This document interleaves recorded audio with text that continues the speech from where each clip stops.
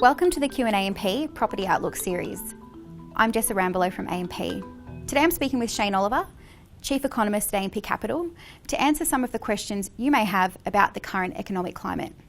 First of all, thanks for joining me today, Shane. My pleasure, Jess. Thanks for having me. What are some of the implications in buying a home right now? Firstly, when you get out there to go and buy a home, you're going to find more people competing to get that house. Secondly, you're going to see that house prices have gone up dramatically, and that means that you have to take on more debt when you want to buy that home. I guess the flip side, though, is that interest rates are still very low, and so therefore the cost of borrowing is very low, and right now it makes that high debt level somewhat more affordable. But you do have to allow that people are paying top dollar for houses particularly.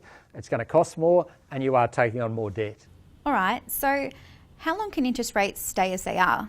Well, I guess the simple answer to this is to take what the Reserve Bank of Australia tells us, and that they keep telling us that they don't anticipate raising short-term interest rates until 2024 at the earliest.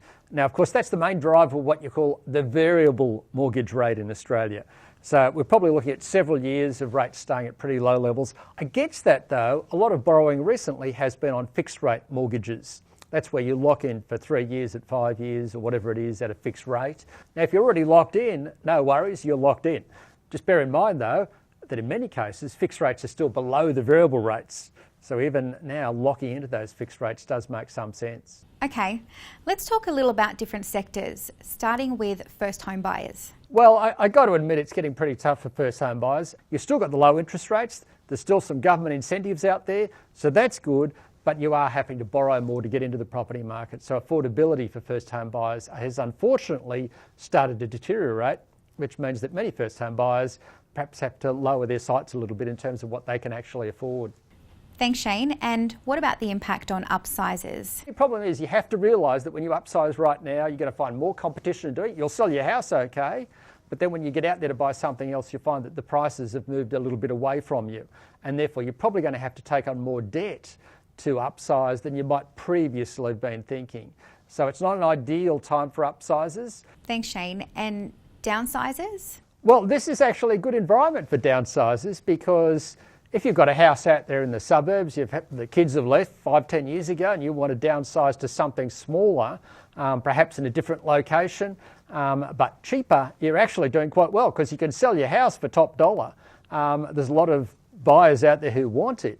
And then get into something more affordable. Now, you also got to find competition out there in that more affordable, downsized property, but at least the gap between the two is going to be quite a bit. And so you're going to make quite a big saving. You're going to have quite a lot of free cash flow, assuming you've paid off all your debt on your mortgage. So it's not a bad time for downsizers. Okay, great. And finally, any advice for those wanting to invest in property?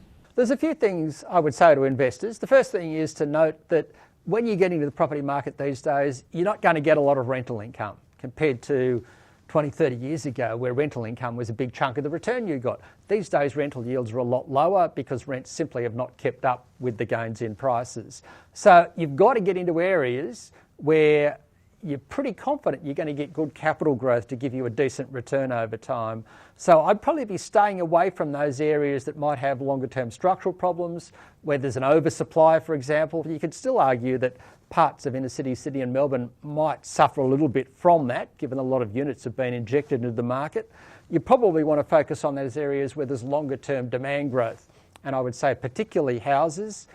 Regional Australia, I think, offers pretty good value because a lot of Australians have suddenly rediscovered regional Australia. They want to work from home, and where best to do it but out in the regions where you can get good quality property, good lifestyle, but much bigger home. And that also provides some confidence in regional Australia. You'll get decent rent. So the key to me in all of this is just allow that you are more dependent on capital growth going forward for a decent return, but make sure that you go to areas where that growth is reasonably assured and also where you don't have a lot of vacancy factor and you will get some good rental income.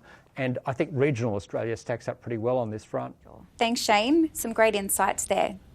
Now for a quick recap. The property market in Australia is booming. Interest rates look set to stay low for the short to medium term, but could rise in the next 5 years. Apart from the outlook on property prices, people need to consider their financial and lifestyle goals they want to achieve from the property market. If you're planning to upsize, downsize or move, have a clear plan on how much money you'll need and seek advice if you're unsure. Go to amp.com.au for further information. Please remember, this video hasn't taken your circumstances into account. It's important to consider your circumstances before deciding what's right for you.